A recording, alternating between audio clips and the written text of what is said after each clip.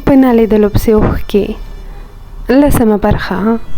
لکه له خوبه چې راویښ شم راته یې ویلې هې نه ځو که اوس یې د لیدو ځای ته شپه سبا کوې که څنګه نږدې ماښام دی.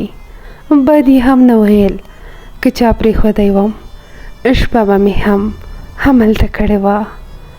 مخکینۍ نړۍ بل ډول خوند درلوده. تیاره ماښام و. اطاق ته راورسېدو. ډوډۍ مو په ګډه وخوړه خو ډوډۍ راباندې نه لګېده.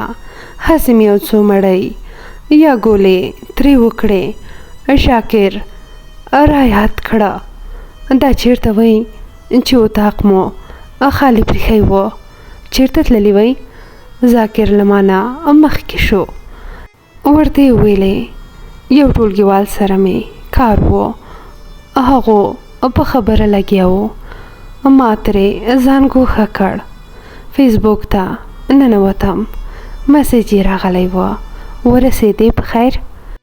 هو خو جوړ تللی وم. لیونی راغلم. له خندا سره یې لیکلي و ولې خدای دې نه کړي. بس اوس خدای دې وکړي. زه خدای به وکړي بیرته به جوړ شي. بل مسیج یې ورپسې راغی. ښه اوس څه وایې؟ څه پلان لرې؟ ښه شېبه مې فکر وکړ. ورته مې ولیکه نه پوهېږم څنګه یې پیل کړم خو زما نیت و چې پنجشنبې وطن ته لاړ شم. مسیج یې راغی یوه خبره درته وکړم. هو وایه. ګوره د دې ټولګیوالې مې چې نن را سره وه مور یې د جلال آباد ده. که کورنۍ دې راتله له دې طریقې به یې راولېږې. سمه ده؟ ښه ډېر ښه. زه د جمعې مازدیګر خبر در کوم. مننه. بل مسیج مې داسې ورته ولیږه. ښه په رښتیا هېڅ مې فکر نه کوو چې دومره به ښایسته یې. که رښتیا درته وایم بیخي درپسې لیونی شوی یم. بیا به کله وینو؟ لنډ ځواب یې راغی. کله چې د خدای پاک خوښه وه هغه خو بېشکه. خو یو ځل په دې 2 ورځو کې غواړم چې در سره ووینم. هیله ده چې نه ونه وایې. ګورو به واده نشم کولی خو انشاءالله کوښښ کوم. زه دې په تمه یم. سمه ده؟ یعنې بیخي جدي یې؟ هو نو. ښه بل سبا ته به وګورو. قربان انشاءالله او به ګورو. سمه ده؟ تر ډېر وخته مو کیسې سره وکړې.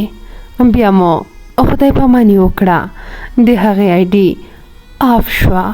تر ډېره له فرشتې سره وم خو بیا هم په خوب کې په غېږ کې واخیستم. سهار زه او زکي پوهنتون ته یوازې روان وو. زکي را یاده کړه. څنګه په خیال مې ښایسته نه وه؟ نه یاره ښایست خو تنها په سپینوالي کې نه وي. زه ورپسې لیونی شوم. ته وایې چې ښکلې نه وه؟ په خندا شو. اوس نو وایه که نه کوژده ورسره کوې؟ نو ستا څه فکر دی؟ زه ورسره مینه لرم. مینه نو څه معنی؟ ستونی مې وچ شو. له ټوخي سره مې سم ورته وویلې آیا دا چې په تمه ساتې خپل ټایم پې پاس کوو او خپل ساتیري کوو؟ زه سبا له خیره روان یم. ښه ډېر یې وخندل. بیا یې زما په اوږه لاس کېښوده. یاره ته راته په مغز سم نه ښکارې.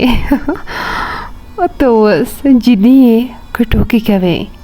ګوره دا بازاري نجونې دي خو زه حیرانه خبره کې ور ولیدم پام څه د فرشتې په اړه داسې خبرې ونه کړې.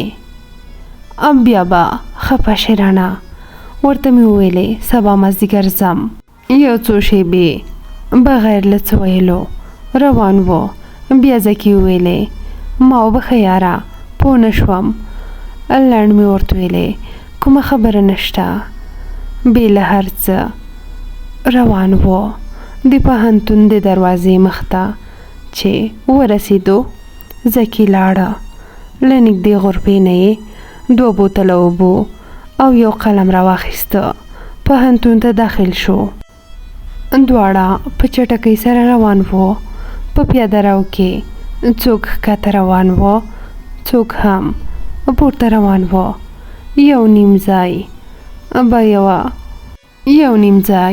یوه ډله نجونې ولاړې وې. 1-2 ځایه یو نجلۍ او یو هلک څنګ په څنګ روان وو. زکي راغږ کړ ته وګوره